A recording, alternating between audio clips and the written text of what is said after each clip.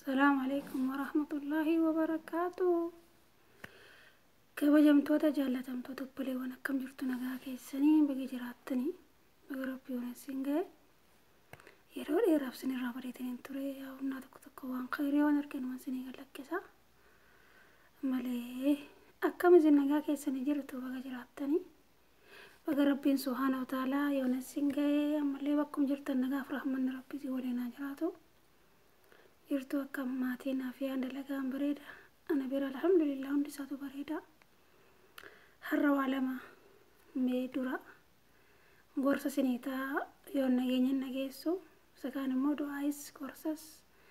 inshallah walim keessamma rabbiin nu laaffisee wal yaadachiifna jechaadha maaliif jennaan fadhakkir nafa'ati zikra khairii wal yaadachiisuun khairii nasiyaama beeka walii dhaamuni khairii rabbiin nu ajajee nabii keenyatu nu ajaje kanaaf sallallahu alaihi wasallam har'a subhaanallah waa'ee arfoonii kuratti keewwannu sammaan beektu miti yookiin kun isa kana yookiin ibsa kana la kana hin beektu kun keessa namaan hundi keenyatti fayyadamna yookiin kana yookiin immoo inni gurrabchittee hojjaa keewwatan kuma tokkotu kanas jira la kanas jirti amma massaa telefoona kana obboleettiin keenya takka amata shan guutuun kanatti fayyadamaa bahe jette waan kanan beektu mul'uun keessa nu beektu telefoonii amata shan guutuu gurbikki tokko faana wal jaalladhee yeroo hundaa yeroon hojii hojjedhu sa'aatii 24 haasaatuman hojii hojjedhaa jette amata shaniin booda amata shan guutuu wal jaallataa bahanii sanaan boodetti gatee ishii kan gatee inni kan biraa achi deeme kan biraa faana jechaadha subhaanallah dhiira kana nama kana jaalladhaa malee namani naappoleewwan wallahi wabillaahi nasiniin jedhe nama kamuu jaallachuu qabna malee amanuu hin qabnu keessattuu nuti warri dhalaan kun qalbiin keenya akkuma harma keenya kararraadha kanaaf wallahi miidhaa isaatu irra caala faayidaa isaarra jechaadha miidhaa isaatu irra caala jechaadha amma obboleettiin keenya kun waggaa 5 guutuu isa jaallattes janaa baate yookiin isan arganne yookiin fayyaan taane wallahi riyaala biyya kanaa jechaadha biyya Suudii 12,000 gaafatanii gurri kee yookiin duudaa yookiin daddafi birrii 12,000 biyya kanaa riyaala Suudii jechaadha riyaala 12,000 fidii operaasyoonii taatanii akkatti riyaala 12,000 baastee namarraa liqeeffattee fifuun qabdu kitti operaasyoonii taatee jaalallee ishii duraan janaa bahee ishiin fuune gurra ishiis akkasitti dhabdee birri ishiis dhabdee sidaamammoo alhamdulillah rabbiin fayyisuuni ani hin beeku nan beektu yoo namarraan dhaga'e nama ishiitti dhiyaatu na dubbatu nama sanirraa dhaga'e kanaaf mee qoy obboleetti kootii obbolaawwan kootii barumsa ta'ala dabarsuu laata jedhee dhufee subhaanallah rabbiin waa eegu nama onnee dhiiraa kana wallahi laazim akka shunkurtii diimaa beektu shunkurtiin diimaan beektu miti amma kummaa inni godhamma shunkurtii diimaadha mul'uun keenyaan beekne nyamti keenya nyaata hojjennu wati hojjennu kana malee hojjennu nyaata kamu amma shunkurtii diimaa kana naa amma koo kuncifnes jira yoo kuncifnes diimaadhuma kunummaa naa kunca'us diimaadhuma itoo ammas kuncifnee itoo keessa isaas murree diimaadhuma shunkurtiin kun jechaadha bifa isaan jijjiirratu diimaadha jechaadha kanaafuu onneen dhiiraa akkasii akka shunkurtii kanaati wallahi wabillaahi in argamu jechaadha garaan dhiiraa hin argamu dhugaa rabbiin siniin nuyi dhalaan nama faanii waan nutti dubbate dhuguu inni taphanna kanaaf amma yoom gowwoomna birrii keenyatti nafne afiyaa keenyatti nafne namummaa gurra abbaa keenya namni maallaan jedhaan nurraa dhabame biyya baanee akkam taa'ennaa taanu wallahi wabillaahi rabbi birattis nama birattis milkoofnu jechaadha karaan sobaan ba'an galan nama dhiba akka Oromoon jettu amma warri si yoo dhagaan kana maal jedhuun tokkummaa illee naashii sammuu ishii akkam taate ishiinu hasbunallahu wa ni'mal wakiil onnee dubaraa kana nama seetti makanan beektu mul'uun keenyaan beeknadha akkuma korasanii ta'uufini wanti kun maa'inni naqi shunkurtii jedhama marfaanii oromoon immoo shunkurtii adii qullubbii jedhama wanti kun wanti kun hedduu nyaatame keessa hundi keessan hin beekne hundi keenya jechaadha waan namni kana hin beekne jiru. Onneen dhalaa immoo akkasi dhugaa rabbii isiniin jedha.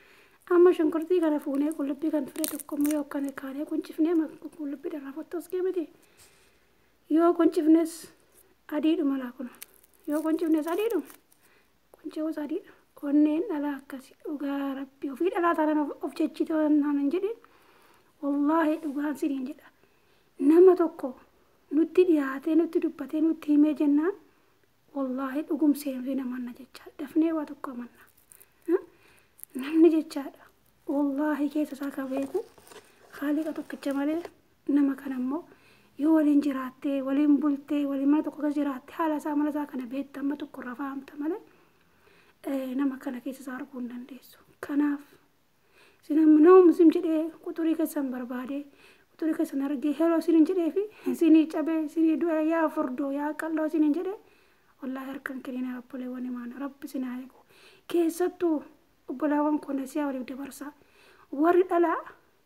jadiida ammareef biyya faartan haaraan jechaadha. Sirriitti akka waan kana of eeguu qabdu. Amma beektuun immoo gorsaa isinis gorsaa.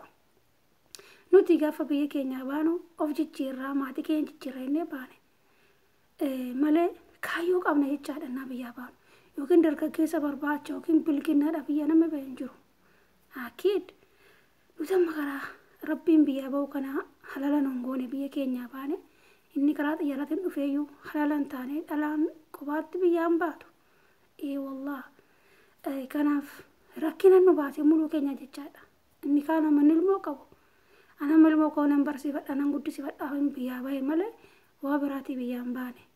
Ofii gatii heerumtu fakkannuun jetti immoo jechuun keessa isin maalaakki kanaaf himite obboleewwan. Wallaahi gariin keessan akka ilmoo qotitti daa'ima kana kan dhufaa jiru amma jechaadha. Waan beektanu gariin keessan bilbila takkaa qabattaniitu yoo hin beekne yookiin as dhuftanii qabattu innaa dhuftanii quxurii keessan namni isinirraa fuudhe sii dawalee sii dubbatu dhugumseetu gowwoomuu hin qabdu. Kaayyoo keessan waan biyyaa baataniif amma dalagattan dalagadhaa waggaa 2-3 ta'u dalagadhaa waan qabdan guduunfadhaa galaa karaa biyya keessanitti ilma biyya abbaa keessanitti heerumaan asiniin jedhe malee asitti sammuu keessa dhabdee birrii keessa dhabdee namummaa keessa dhabdee wallaahi akka sareedaa ta'e jechaadha. Akka qoraashaa baasan jarri baasan si darbatu galtullee harka duwwaa maatiin keenya duraan si jaalatu sin jaalatu jechaadha. Dhugaa rabbi. Kanaafuu of eeggachuun dirqama keenya. Ammas immoo tokko subhaanallah wallaahi waan akkan onnee koona cabsee wallaahi wabillaahi. Asuma riyaadi kana obboleettiin keenya tokko idda biyyaa baatee waggaa 12 jedhan. Waggaa 12 guutuu ani qoricha yuntu kan ta'e siirii yuntu kan ta'e Allahu aalam yaa rabbi laasii fanaa dukkana yaa hunammarraan dhagaye malee. Waggaa 12 guutuu namittiin ofitti fudhatte birrii ofiifiitii fudhattee intala kana waa hintuutte ta'e ani hin beeku. Birrii irraa fudhattee mana formooshan hojjechiiftee ani ishii.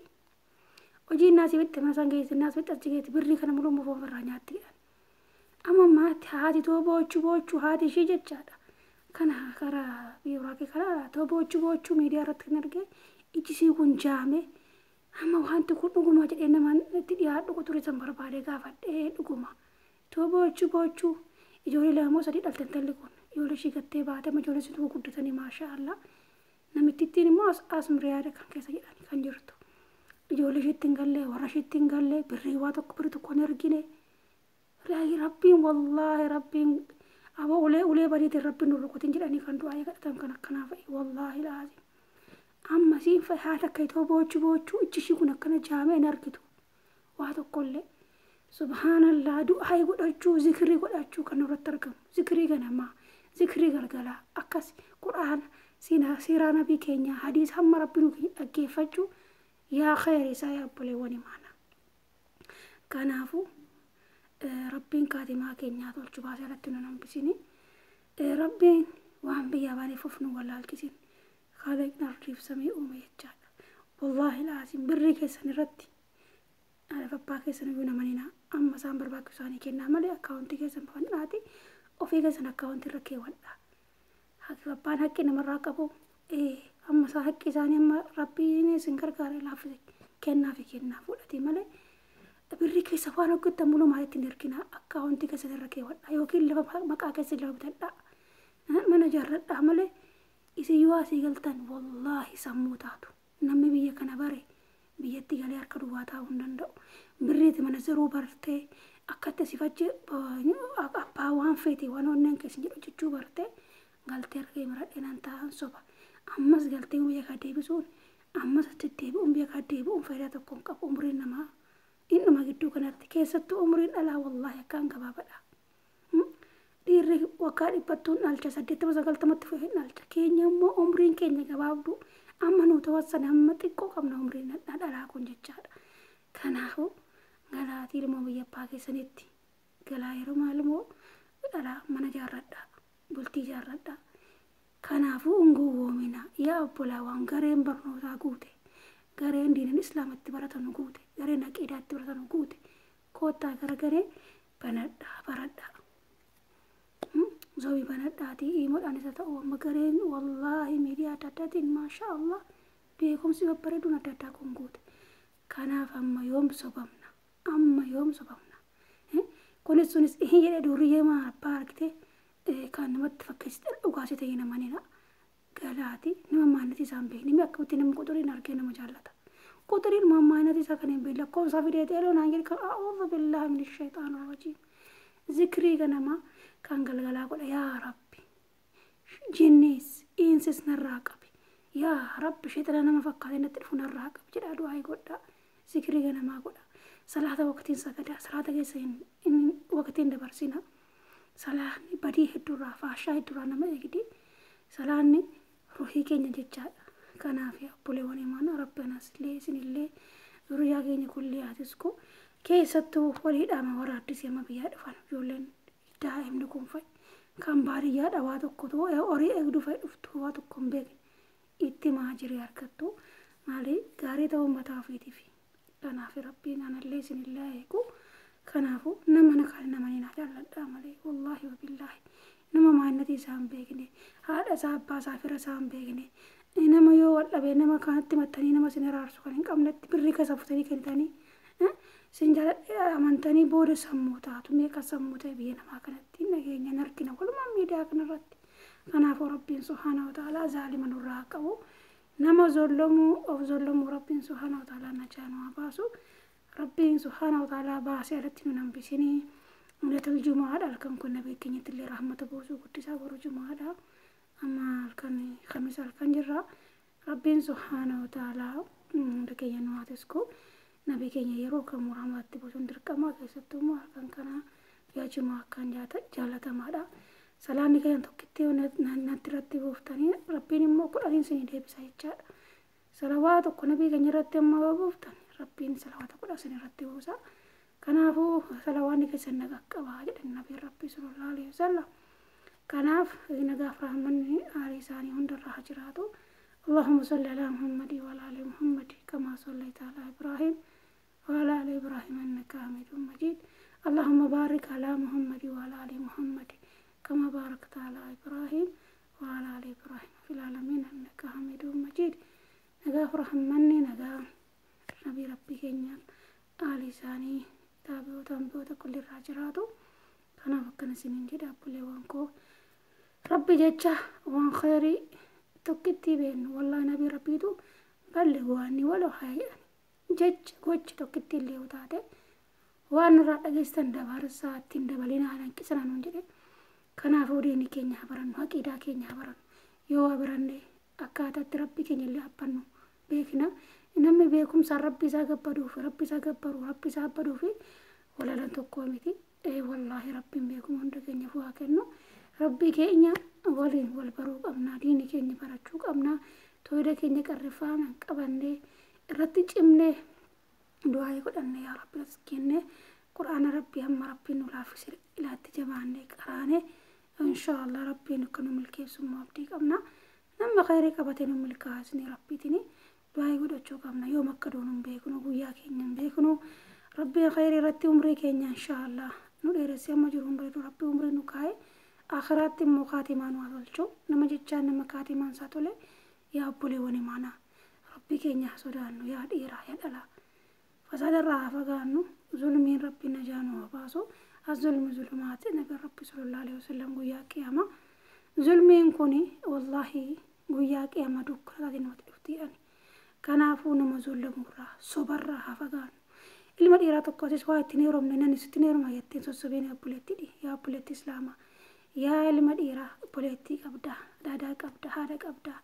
waan itoo haadha kee irratti daadaa kee irratti ilmoo kee irratti dukkitan hin jaalanne duran biyyaa irratti dukkitiin rabbii kee sodaadhu ittaqullaa haysumaa kuntunuun jedhe rabbiin eessumaa jiraattan na sodaadha yaa rabbiin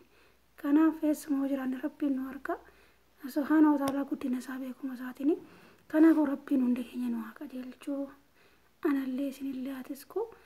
egaa waa beekatee miti amma xiqqoo kana isinii qooda jedheen gidduudhumaan wallaahi toon dalagarra yeroo dhufe allahu alama billaahi tawfiiq subhaanaka rabbii zati maasifuun wassalaamu ala mursaliin alhamdulillahi rabbil aalamiin wa aqulu da'waana allahumma salli wa sallim ala muhammad egaa yoo dhugaa dubbadhe rabbirraayi yoo dhugan gore immoo nabsiyyaaf shitanirraayu